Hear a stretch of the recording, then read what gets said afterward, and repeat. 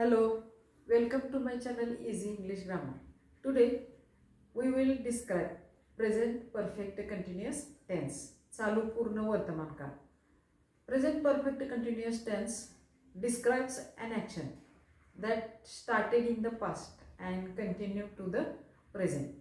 भूतकाळात सुरू झालेली क्रिया अद्याप सुरू आहे. Action that started in the past and still happening now. म्हणजे सुरू झाली भूतकाळात पण अद्याप ती सुरू आहे. For example, it has been raining नाव.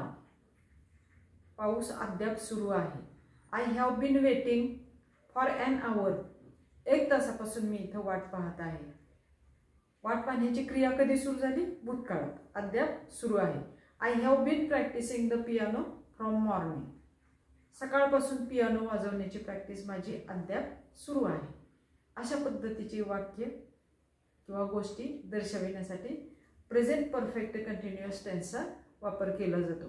आता कोणताही टेन्स आपण जेव्हा शिकतो तेव्हा प्रथम काय करतो तर त्याचा सर्व प्रोनाउन्सचा चार्ट बघतो की जेणेकरून आपल्या पटकन लक्षात येईल कोणत्या प्रोनाउनला कोणतं सहाय्यकारी क्रियापद वापरलेलं आहे किंवा त्यामध्ये कोणतीही तुमची शंका राहणार नाही. समोर फळ्यावर बघा काय लिहिलेलं आहे तर प्रेझेंट परफेक्ट कंटिन्युअस टेन्स चालू पूर्ण वर्तमान काळाचा चार्ट लिहिलेला आहे.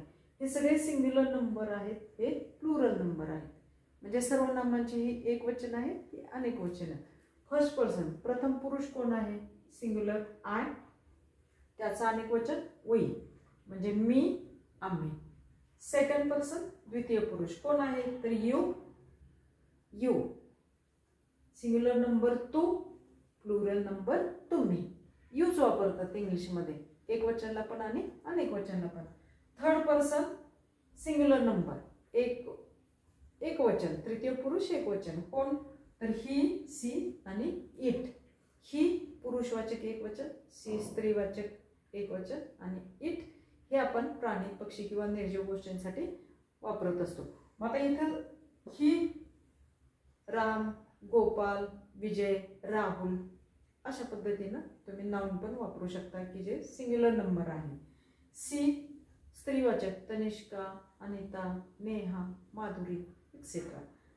आणि ह्या सर्वांचं अनेक वचन दे म्हणजे ते, त्या, ती यामध्ये ह्याची सर्व अनेक वचन यामध्ये येतात. कशात तर दे या सर्वनामात.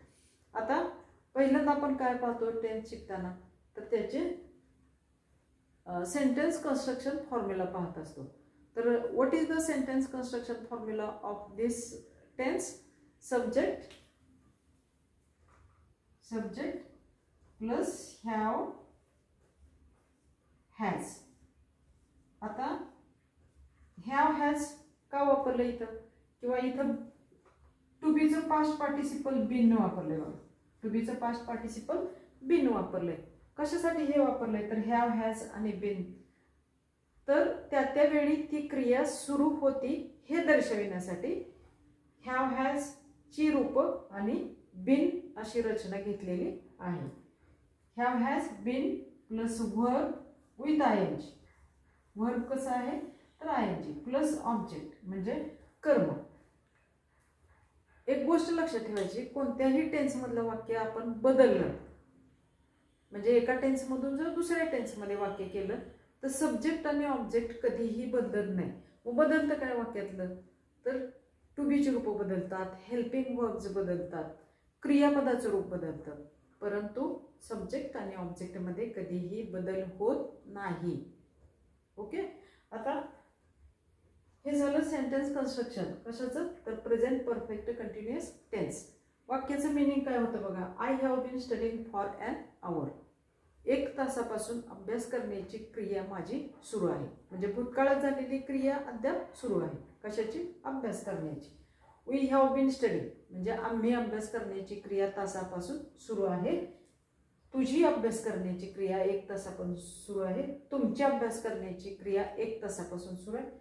तो, ती, ते त्यांची अभ्यास करण्याची क्रिया 1 तासापासून सुरू आहे. तर ते, त्या, त्यांची अभ्यास करण्याची क्रिया 1 तासापासून सुरू आहे हे दर्शविण्यासाठी हा सेंटेन्स फॉर्म्युला वापरला जातो किंवा सेंटेन्स कन्स्ट्रक्शन ह्या पद्धतीने असतं. वाक्याचं निरीक्षण करा. I have, we have you have फक्त एक गोष्ट लक्षात ठेवायची, ही सी इट ला फक्त काय वापरलं जातं, हॅज हे हॅवचं रूप वापरलं जातं. कोणता टेन्स आपण तयार करतोय तर प्रेझेंट परफेक्ट कंटिन्युअस, म्हणजे टेन्स प्रेझेंट मधला आहे. मग इथे हॅवची रूप वापरली, मग हॅवचं वर्तमानकाळी रूप हॅव आणि हॅज. सर्व प्रोनाउनला हॅव हेच रूप लागतं.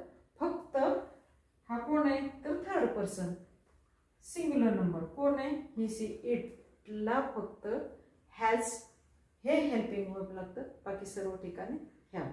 आणि लक्षात कसा ठेवायचा तर हॅव हॅची रूप बिन क्रियापदाला आयएनजी प्रत्यय. कोणता टेन्स तयार झाला आपला, प्रेझेंट परफेक्ट कंटिन्युअस टेन्स. आता कुठलाही काळ आपण जेव्हा शिकतो तेव्हा फक्त काळ शिकत नाही, तर त्याच टेन्समधले निगेटिव्ह सेंटेन्स कसे तयार करायचे आणि व्हर्बल क्वेश्चन कसे तयार करायचे हे पण आपण शिकत असतो. आता प्रेझेंट परफेक्ट कंटिन्युअस टेन्स हे आपल्याला निगेटिव्ह सेंटेन्स करायचे. निगेटिव्ह सेंटेन्स करण्यासाठी म्हणजे कंप्लीट अपोजिट मिनिंग होतं वाक्याचं, मग आपण काय वापरतो त्यासाठी, नॉट वापरतो. दिलेल्या वाक्यात नॉट वापरतो. ही जी सगळी अफर्मेटिव्ह सेंटेन्स आहे ना, all these are an affirmative sentences. कसली वाक्य आहेत ही, होकारार्थी वाक्य आहेत. त्याचं आपल्याला आता नकारार्थी वाक्य करायचंय.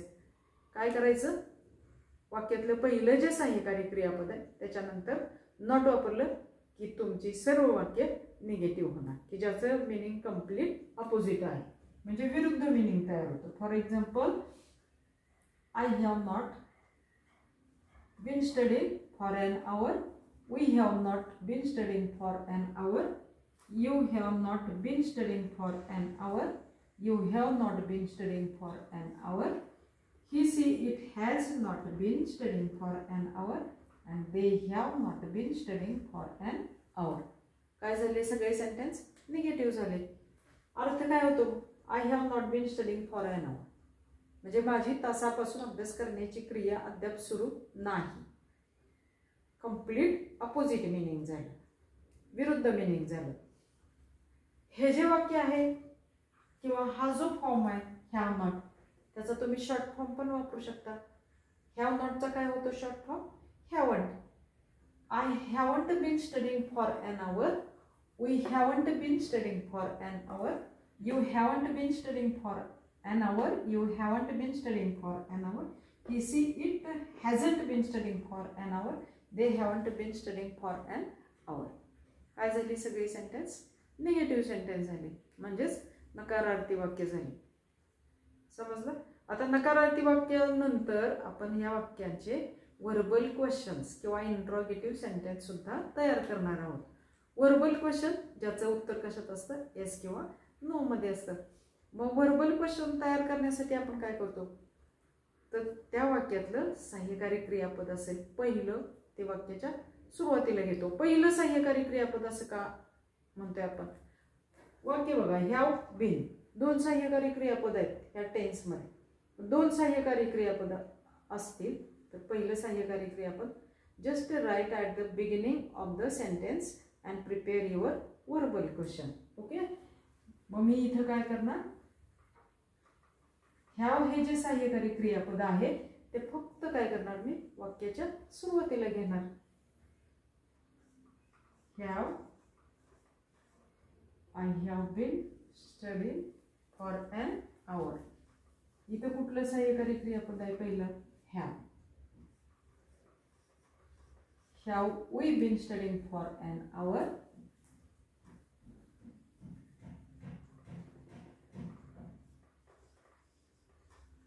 Have you been studying for an hour?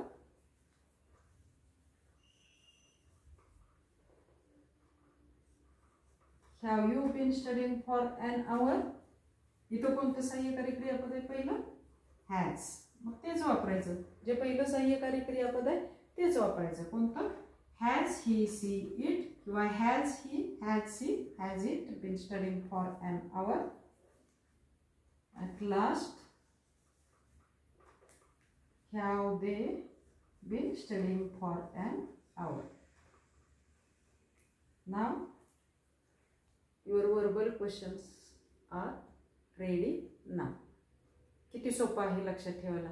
काय करायचं, प्रेझेंट परफेक्ट कंटिन्युअस टेन्स कसा लक्षात ठेवायचा, सब्जेक्ट ऑब्जेक्ट, हॅव हॅजची रूपं, बिन क्रियापदाला आयएनजी प्रत्यय. दुसरी महत्त्वाची गोष्ट, जेव्हा निगेटिव्ह करतो तेव्हा पहिलं सहाय्यकारी क्रियापद हॅव नंतर नॉट वापरलं की आपली सगळी निगेटिव्ह सेंटेन्स तयार होतात. तिसरी महत्त्वाची गोष्ट, जेव्हा आपण ह्याचा वर्बल क्वेश्चन करतो तेव्हा पहिलं जे सहाय्यकारी क्रियापद आहे हॅव हॅज ते वाक्याच्या सुरुवातीला लिहायचं, शेवटी क्वेश्चन मार्क द्यायचा, तुमचे वर्बल क्वेश्चन तयार. ह्या पद्धतीने हा टेन्स लक्षात ठेवायचा. आवडलं का? आवडलं असेल तर चॅनलला लाईक करा, शेअर करा आणि सबस्क्राईब करा, जेणेकरून हा व्हिडिओ आहे तो जास्तीत जास्त मराठी माध्यमांच्या विद्यार्थ्यांपर्यंत पोहोचेल आणि त्यांना याचा फायदा होईल. ओके.